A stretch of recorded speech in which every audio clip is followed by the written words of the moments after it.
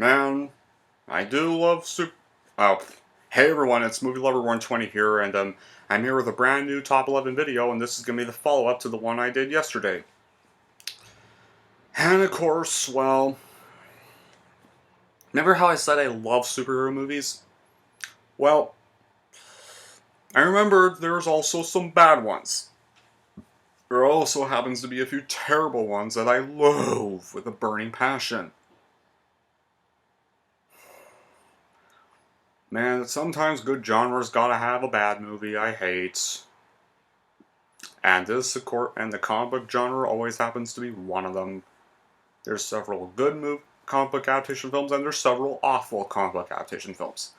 And this list, yep, is gonna be for the worst ones I've ever had to endure or sit through. The ones that maybe want my money back or time back that I wasted. I even own some of these guys because I'm a collector. Like I own a lot of comic book movies. But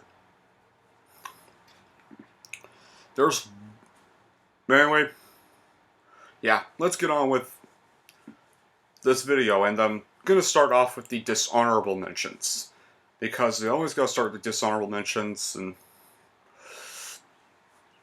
now, our first dishonorable mention.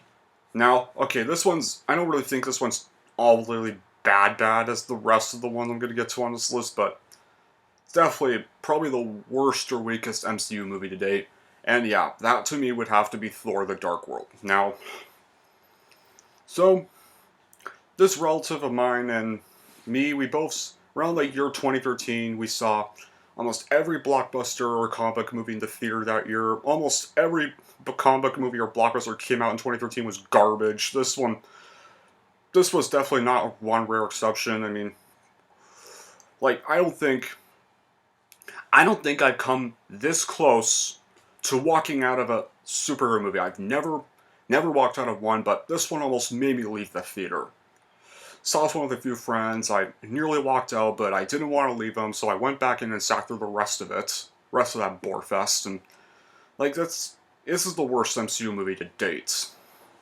It's the best of the honorable mentions, but that's not saying much. I still think it's a bad movie. A horrible, forgettable villain. Dr. Eric Selvig is portrayed horribly in this movie. He like basically, first thing he does, he just runs around naked on camera, or runs around in his underwear, basically getting all because of his PTSD in the Avengers after he got brainwashed. And Kat Dennings was even more terrible in that movie. And the villain was, like I said, very lame and forgettable. Just an average bad guy. A lot of the MCU movies have pretty terrible villains. Well, except for Thanos and maybe a few others. But yeah, really bad. This basically caused them to have a rewrite for Thor.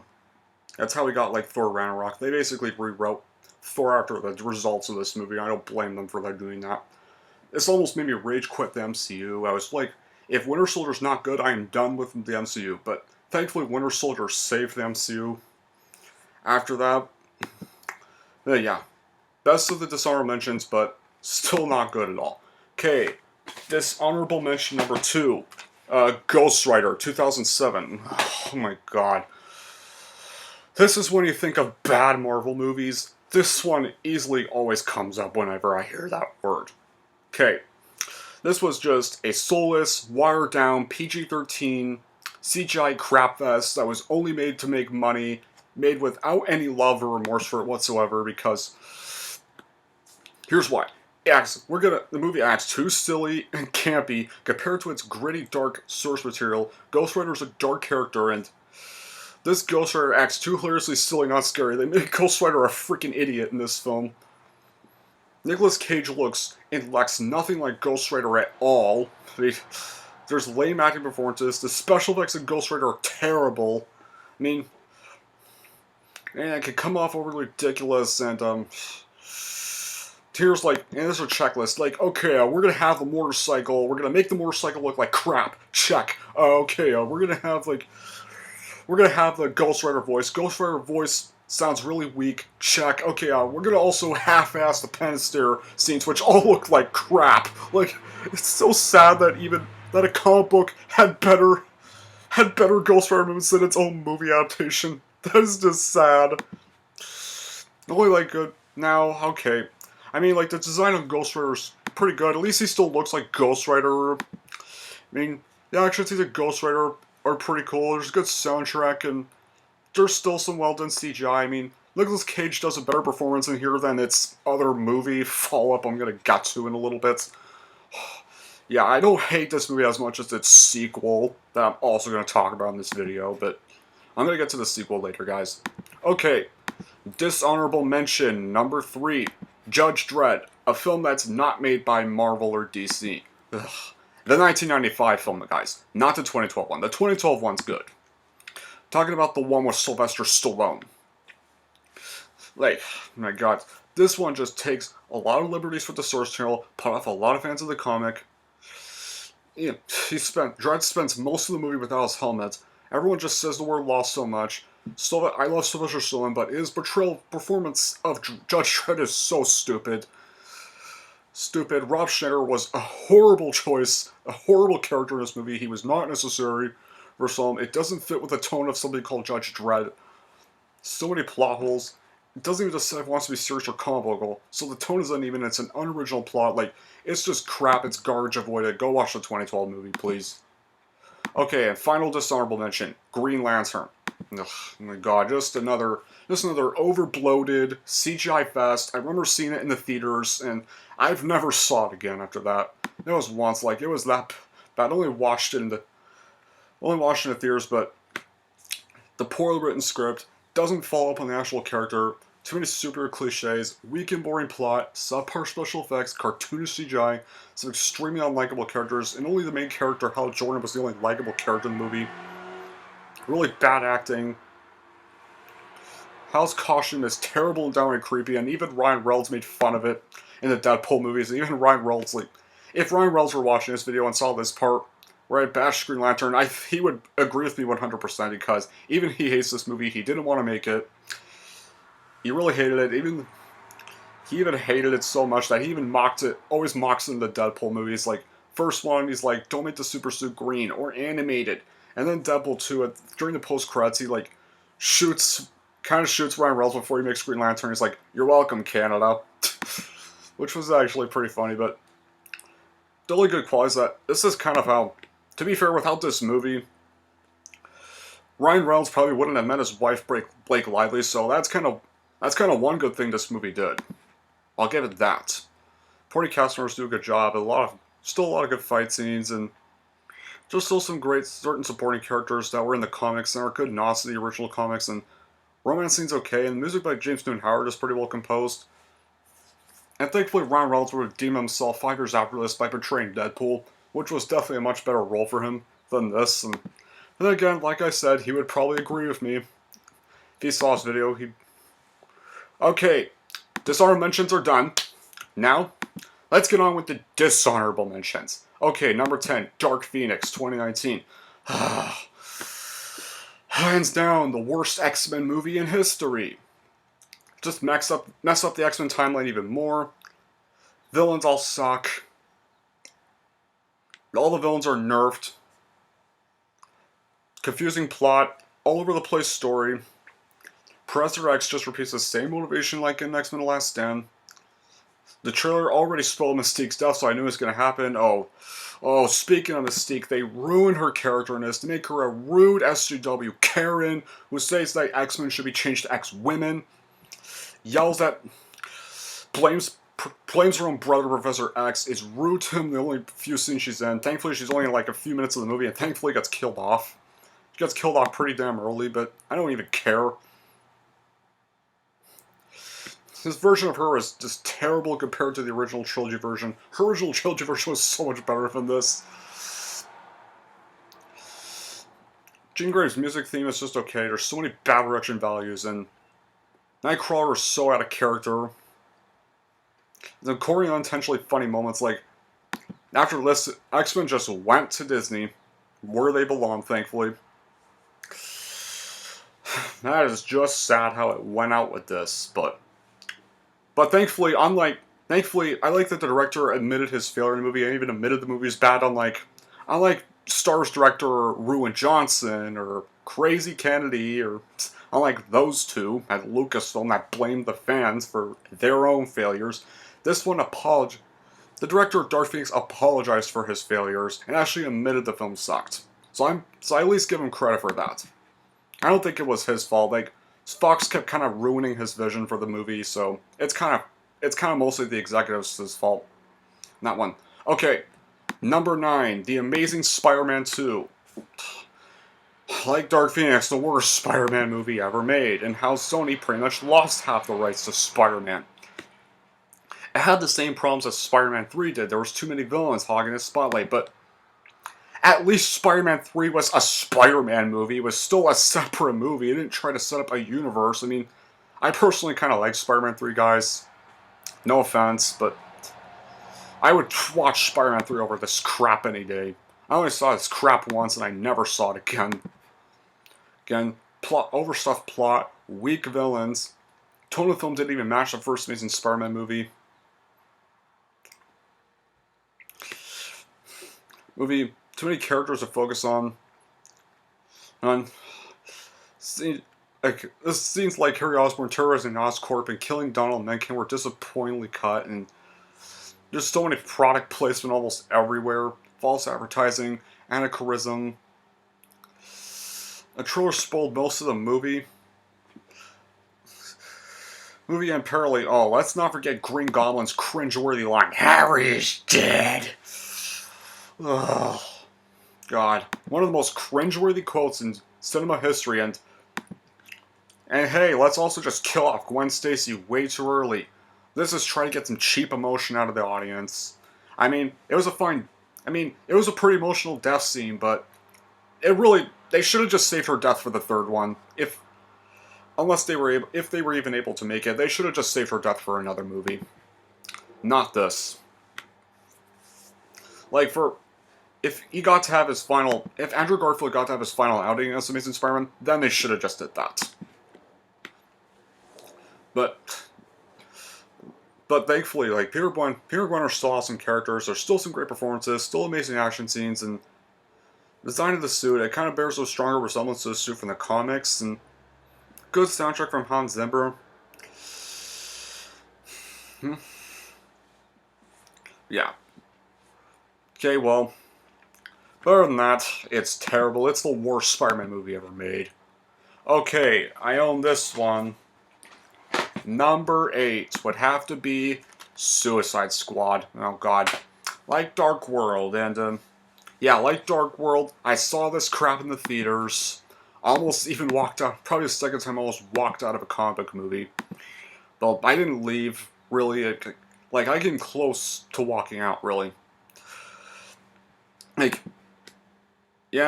People can bash Birds of Prey all they want, but I still find this the worst DCU movie. If you don't include Justice League, but Justice League is thankfully erased now that we got the Snyder Cut, so now this is the number 1.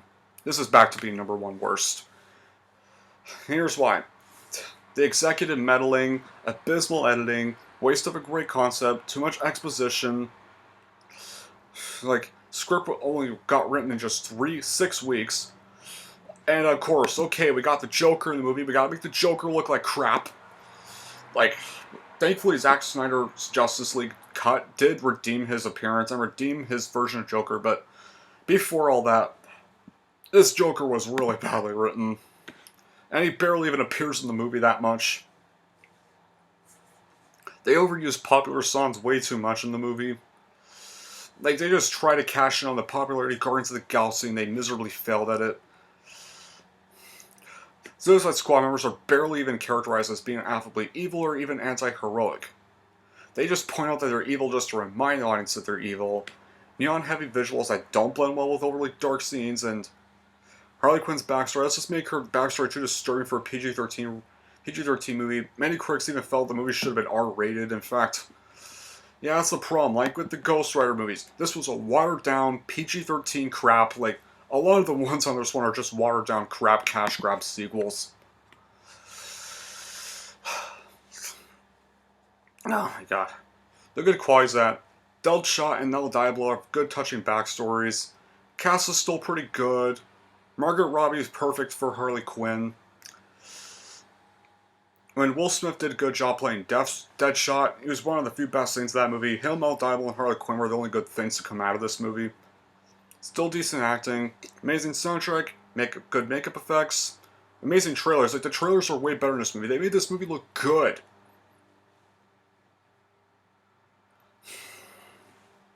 Whatever. Worst DCU movie. Yeah. Alright. Okay, what's this one? Number 7 would have to be Elektra. I got this one a year ago. I haven't even unwrapped it yet. I'm not going to unwrap it right now. AKA the follow-up to 2003's Daredevil. You're wondering, aren't you going to put Daredevil on this list? That movie's awful too. Well, it's your opinion, guys, but I personally kind of like that movie. Well, I like the director's cut of that movie anyways. The theatrical cut I don't like. But this movie, oh god, this movie I really hate. Before X-Men Origins Wolverine, there was this Elektra crap. There was this crap that's called Elektra.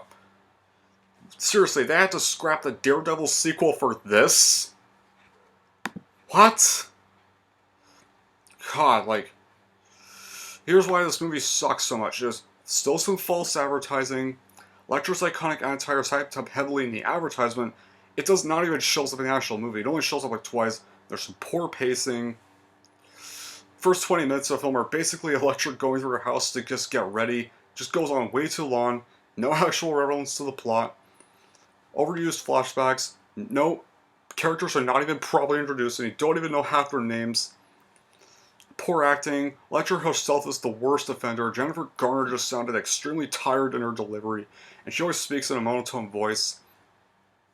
She even speaks an American accent too, even though Elektra is actually Greek. It's executive medley too. The executive producer Tom Rothman slashed the budget in order to rewrites for the whole film. It's poor action scenes with horrible cinematography. There's barely even any action in the entire movie, actually, even at all. Which is unacceptable for a superhero film. Plot with father and daughter feels forced and doesn't even have any real place in the movie. Never Remember Hand dies in the movie. Deadly gas appears with their body disappearing, making her deaths feel too corny. The plot twist was so unnecessary. Little connection to Daredevil at all.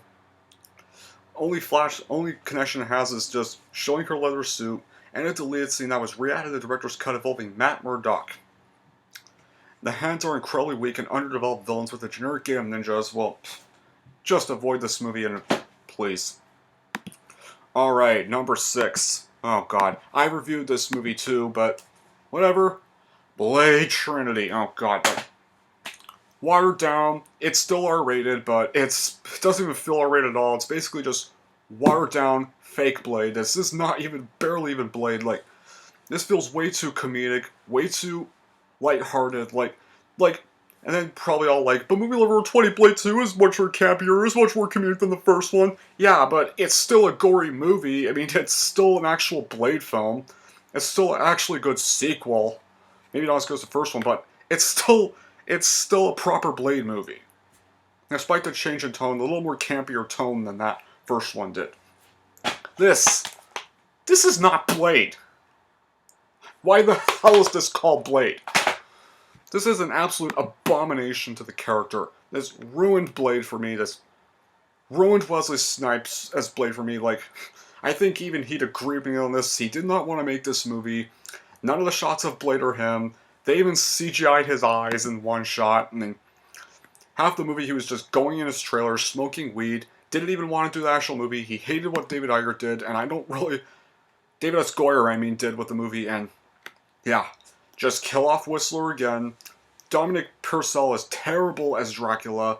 Too many random characters we don't even need. They acted like Blade and Blade 2 never happened.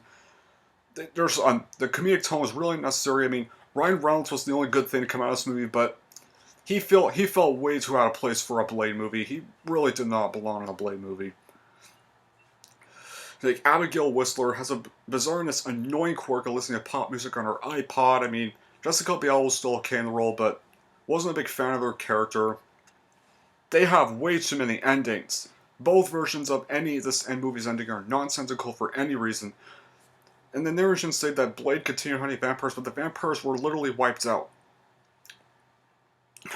I mean, there's some good qualities, but like Hannibal King is a cool and entertaining character. It's the only good thing out of this whole movie. Dracula's monster form is pretty well designed, does have a menacing look. I mean, there's still some good action scenes, like the opening car chase.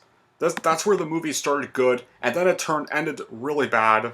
Once Kill Whistler got killed off, everything went downhill. Blade fighting Dracula's a pretty good idea, but it was terribly executed, but yeah.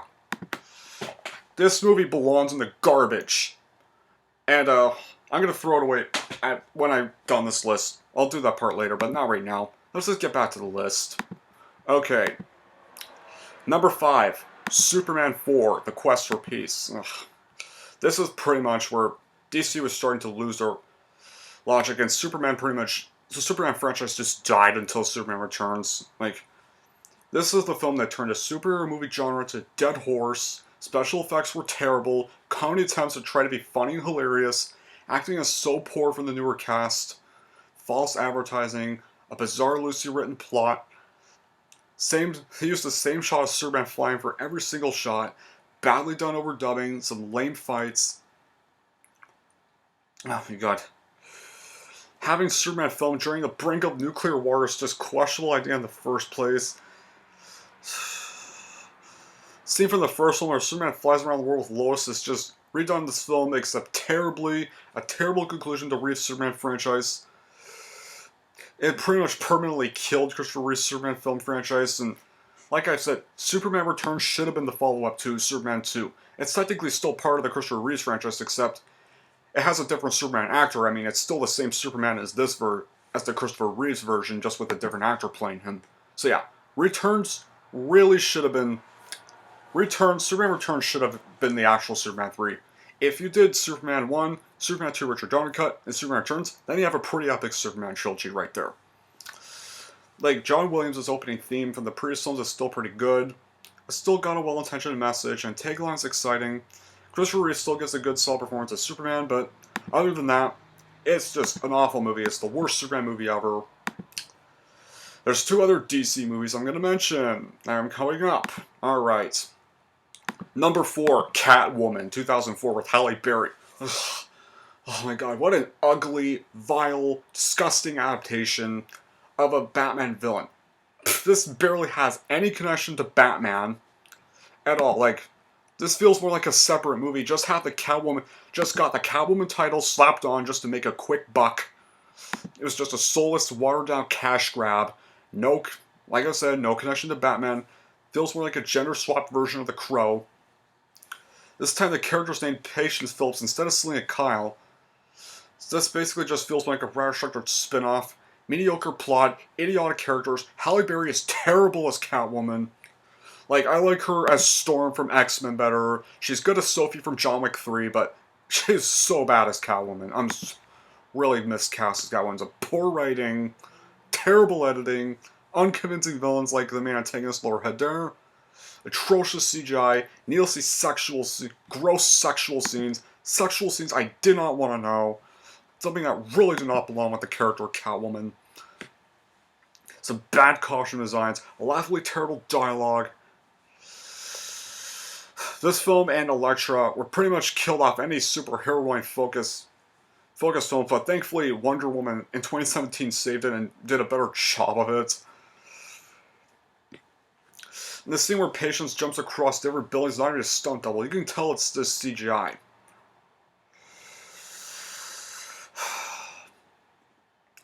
Thankfully, Catwoman's next appearance would be redeemed in The Dark Knight Rises with Christopher Nolan. Thankfully, like, Dark Knight Rises, she acted way more like Catwoman than this movie. Even Michelle Pfeiffer was so much better. Michelle Pfeiffer, in particular, was even the better Catwoman, the best Catwoman, better than this crap that they call Catwoman, just to get fans in the theater. Okay, number 3. Oh, this one was coming. Batman and Robin. This is one of the worst movies ever made. This is the worst Batman movie ever made. I trashed this movie millions of times. Me and a few other friends even trashed this movie. We hate it so bad. Like, Batman and Robin, yeah, it was more comedic. It was more lighthearted than the first 2 Batman movies, but it was still dark at times. At least it still felt like a Batman movie. Batman still looked like Batman in that movie. Robin still acted like Robin in that movie. I mean, the villains still acted like their comic counterparts despite the terrible chemistry Tommy Lee Jones and Jim Carrey had. Like, Jim Carrey was the best part of Batman Forever. He was the saving grace of that movie. But there's no redeeming qualities in this. Like, okay, what do we got? Okay, we got the bat suit and Robin suit. We're going to put bat nipples on the suit. We're going to have butt shots of Batman and Robin when they're getting in their suits. Have a Batman credit card. I mean, George Clooney was awful as Batman. He sounds way too much like Buzz Lightyear. I mean, I love George Clooney as an actor, but he's definitely do not like him as Batman. And even he'd agree with me if he saw this. He hated Batman so much. He really does not like hearing anybody talk about the movie. He never liked the character. Even Joel Schumacher, rest in peace to him, by the way, guys. None of the results of the movies he did were his fault. He didn't want to make these movies lighthearted. I mean, he didn't even want to direct this movie. He hated it. He hated Batman Forever as well. He wanted like a really darker Batman movie. I think he was going to make it even darker than the Tim Burton movies, but then Warner Bros. Just wanted him to make a more family-friendly movie just so they could get more money. Yeah, much like how they ruined Zack Snyder. Crystal O'Donnell's acting is terrible. It's awful in this movie. Poor aggressive source material. Let's ruin the villains. Let's make Bane this hulking idiot. Like, gets beat up quickly. Gets defeated almost easily. Just make Bane a moron. Make Uma Thurman. Put Uma Thurman in the movie as Poison Ivy. Make Poison Ivy this. Give Poison Ivy this sexual-like behavior towards Batman. And then, of course, have Batgirl be pointless in this movie. The movie's called Batman and Robin. Batgirl didn't even need to be in this movie. And then, of course, this is the worst one. Arnold Schwarzenegger's Mr. Freeze. Oh, God. He has too many ice puns. That's all he ever says in this movie is ice puns, like, "You're not sending me to the cooler. What killed the dinosaurs? The Ice Age!" God. Like, no offense, but I like him as the Terminator and in Predator, but I do not like Arnold as Mr. Freeze. Ever. I mean, I really hope there's a movie that can redeem Mr. Freeze and give him a better actor. I really hope eventually DCU will do that, but this is it's the worst Batman movie ever. It almost killed Batman. This movie belongs in the garbage with Blade Trinity and the next film I'm going to mention. Man, if you're a Batman movie, if you haven't seen this movie, avoid it. Please. Okay. And then number 2 on this list is a movie kind of like... it's another Ghost Rider movie. It's its worst follow-up in 2012. The first one had to be followed with this stupid crap.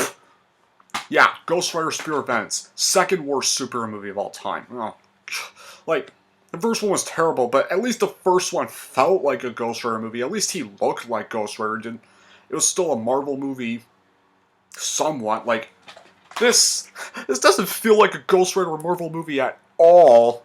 Like, all sorts of acid trip sequences and just a random crazy... So just crazy moments that don't even feel like a Ghost Rider movie. I mean, this is from the guys from Neville and Taylor. I love those two guys. I love their 2 movies, Crank and Crank High Voltage. Gamer was okay. I mean, Michael C. Hall was the best part of that movie, but oh god, this is just terrible. It's basically just a PG-13 version of Crank, yet another watered-down PG-13 adaptation of the character. Basically just Crank, Ghost Rider in the movie, just basically Crank starring Nicolas Cage.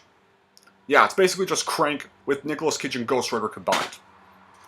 Oh god, I've already reviewed this movie, but his design is worse in this movie. Ghost Rider just looks like some burnt to ashes, jutted out lower jaw. Looks like some burnt to crisp Terminator. Goes Roar! Every time he grabs a villain, just roars at the camera every time. Like, once like Ghost Rider starts like breaking out, like Johnny Blaze just rides on his motorcycle. And it's like you see his like they zoom in on his face, goes rah, rah, rah, rah. It's probably the stupidest thing you'll ever see. And then it's even a little stupider thing is that then he grabs the villain and he goes rah! For like several seconds. Takes forever to do anything. Like there's so many poor quality scenes. Like, and it's especially this dumb scene where this kid. Basically, he has to look after his kid, and the kid asks, "Hey, what if you have to pee while you're on fire?" Like, "Oh, it's a flamethrower. It's awesome." Looks like this, and then shows Ghost Rider peeing, and he looks at the camera like, "What the hell was that? Ghost Rider doesn't make jokes." And even if he did, it's not going to be that cringeworthy either. Like, oh my god. Like, this movie's terrible. Also belongs in the garbage of Blade Trinity. And Batman and Robin. It sucks. Avoid it. Alright. Now, on to the #1 worst comic book movie ever. And I think you can all see this coming. Fan for shit. Or, I mean, fan for stick, as they call it.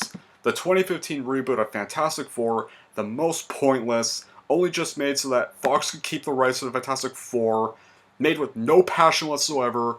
Okay, we got a checklist. We got the Fantastic Four costumes, check. Those look like crap. Okay, we got the Thing. We're gonna have the Thing movie. We're gonna make him Hulk tall. We're gonna make him look like garbage. Check. Okay, we're gonna make the Fantastic Four act like unlikable teenager idiots. And then make Dr. Doom this complete idiot who just quickly gets beat up by a bunch of teenagers, dies after that, have a fight go way too quick, some terrible special effects, boring tone, horrible acting from all the characters, especially Michael B. Jordan the most, and Jamie Bell the most, the worst thing ever. Like, people may not like the 2005, 2007 Fantastic Four movies, but I personally like those movies. They're guilty pleasures. Like, this is not even Fantastic Four. This shouldn't even be called Fantastic Four. Much like with Spear of Vengeance, this doesn't feel like either of that. It's just dumb, horribly written, cringeworthy acting. Like, Dr. Doom would not just go... Dr. Doom would not be this pussy. He would not go get beat up by teenagers just pretending to dress as Fantastic Four, just have Fantastic Four be a bunch of pretentious idiots. Thankfully, I don't own it. I never plan to buy this movie for my collection, but... Alright, and that's it for my list. Now, here's what I'm gonna do. I got the garbage right here. Alright. I'm gonna grab these movies. Blade Trinity and Ghost Rider for Events. Bye-bye! Alright. Now all three of you where you belong. In the garbage! Alright. And there we go. That's it for my worst superhero movies list. Anyway, that'll be it for this video. Thank y'all for watching. And if you like this and want to see more, then don't forget to like and subscribe to Movie Lover 120.